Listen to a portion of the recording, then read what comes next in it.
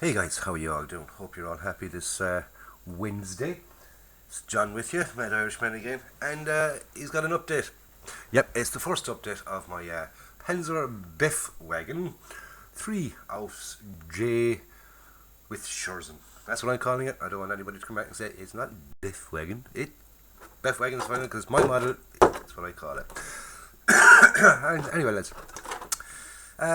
It's from Dragon. It's a smart kit. It's very very enjoyable kit so far. It's kit 5. It's kit number 6570. And I've got this kit for Yin's and Felis's Say Cheese group build. So obviously I'm doing something with a Panzer 3. What scheme of the 4 schemes? Believe it or not, I still haven't bloody well decided. And I know it's not going to be the white. So it's either going to be the brown and green Dunkel Gulp, or the green and Dunkel Gulp, or just the plain kind of it's a dark sandy colour. It's not even the dark yellow. It's a colour I'd have to get actually. I think they call it green, yellow brown or something. It's been called. So I'm not going for the. I don't think I'll go for the African core. This one here with the green, right? Or even the box art one with the sort of the green and the brown. I'm deciding between the two of those, and colour scheme obviously is going to decide where it is, because that would be the desert and the Russia. So, like I said, you know what I mean. All these things. Anytime I ever make a model, anyway, I start off with doing the kit and then sort of decide how I'm going to show it and do things like that to it. Other people start off with a diorama idea already in mind and already in place and work to that. I've got a different way of working. May not be the best, but it works for me, says you. So what has John got done so far on this lovely little Panzer Biff Wagon 3 Ausf J? Well, I've got the hubs all together and assembled. Beautiful engineering in that, without shadow of a doubt. And I'm comparing all this here to this. Here is one I made earlier. I think I referred to it earlier as being an Academy kit. It's not an Academy kit, it's the Tamiya kit, okay? I do apologise for any confusion I may have caused. This is the Tamiya kit, and it's an Ausf L. Right? It's a lovely little kit, but when it comes to parts count, it's not that major amount of parts. Like if you turn it over back here and back there, you will see some subtle little differences. Mainly the fact that the grill isn't there, and there's a few other bits and pieces that aren't there. When it comes down to the side here, everything is basically there, but the mouldings on this are just that crisper, nicer. They feel nicer. Yeah, there was a bit of work that wasn't really necessary for the way I'm going to do it, but it's there. Myself and Simon were talking about this last night, or Simon and myself were talking about this last night. It gives you a torsion beam suspension system in here, right? But you glue it up here. But all you got to do is take off a little pin in there and don't glue this part up here, and then you'll have a working suspension, if you know what I mean. So it gives you the option of having it there. The same with other bits further down the line. I'll explain them as I get there. Yeah, we'll do that now, is what I'm saying. The same with here, on the back, the engine deck. I have the engine deck done as well. These hatches, the 4 hatches, open, right, on the real tank, obviously enough. On the Tamiya kit, they don't. It's not an option. If you want them open, you cut them out. And all you got to do is put on the 5 tops. That's it. That is all you got to do to that engine deck section. Oh yeah, and put on the 2 little bins at the side. With this, yes, you put on the 2 little bins at the side, and then you put some lovely photo etch on top of them, which fits lovely and goes down absolutely beautiful. I use my new photo etch tool, if you can see that, if you can see what it is. Homemade. And all it is it's a needle, an ordinary sewing needle, relocated from the good lady's sewing box. Note how I said it didn't say stolen. It's not stolen. It's relocated. It is now in a new location. And basically what I did was I just stuck it in, sharp end, into these long matches, and super glued it in place. Let it dry. I painted it gold. I was just bored one day, so I painted it gold.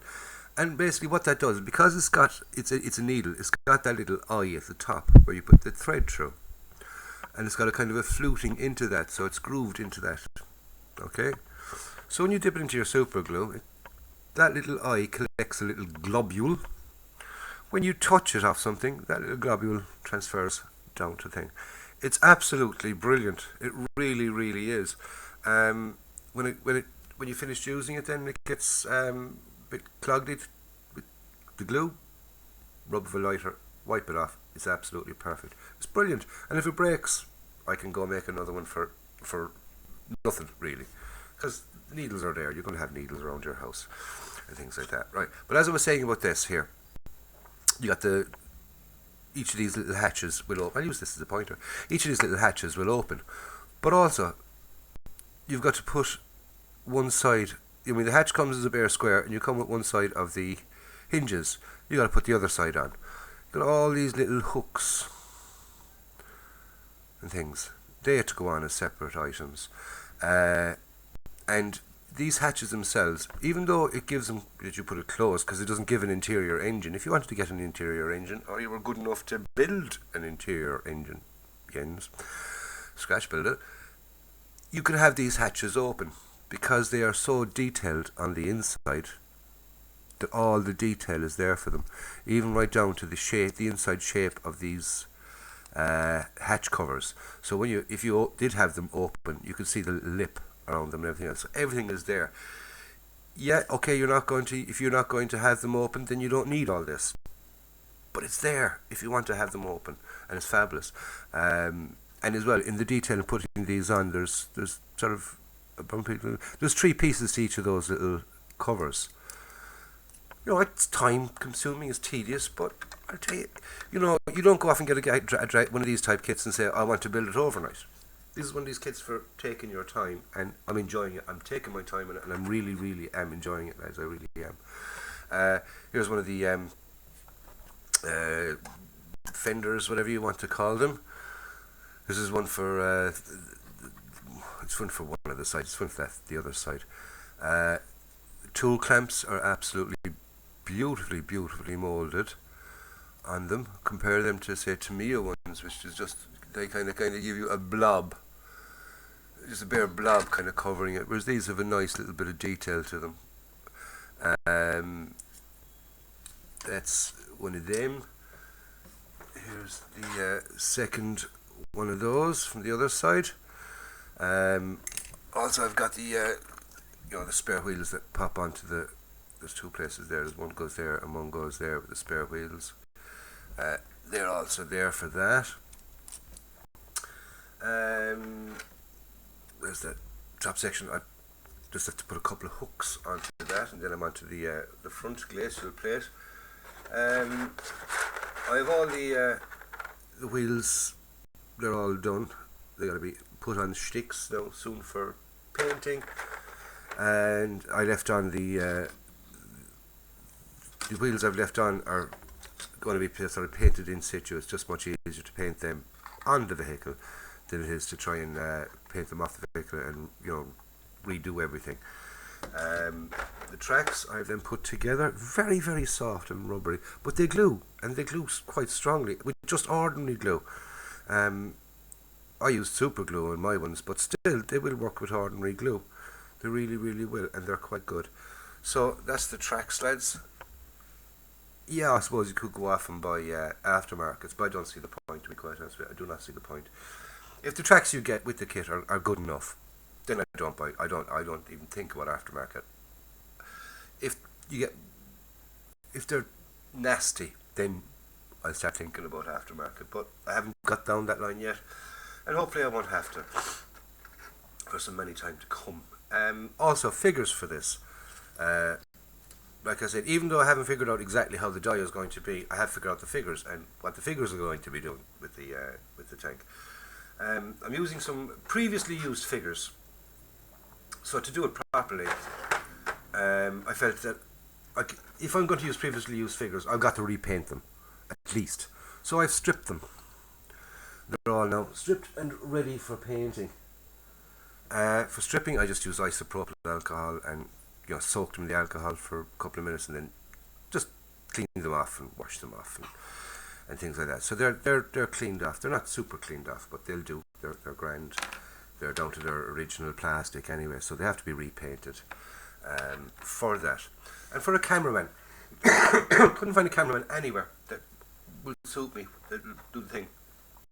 So I'm using another figure to make a cameraman. Now, if I hold him at that angle, there, you'll see, look, oh God, you have to make him. Yeah, but I've got to fix his elbows because I have to break his hands off to go around. So I just got to use a bit of milliput and stuff and mould his elbows better, shall we say. Then I'm going to just sort of scratch build the camera, stick it into his hand there. So he's like, is the camera ready to take the photograph? And he's just, being a bit closer, lads, or whatever. He's arranging the photograph. And he looks like he's doing that. And he was one of those chaps that had the arms out in a stupid pose. He looked like a bloody fairy. Well done, Sam. Good boy. The dog just decides to batter his way out of the house anyway. But he looked like, he didn't look normal. So last night when I chopped his hands off and I glued them on and I had to shave around bits and pieces to get it in the thing, I know it's going to look little bit ridiculous. It probably will, but I'll see how it, I'll see how it goes. Like everything else, it's a work in progress.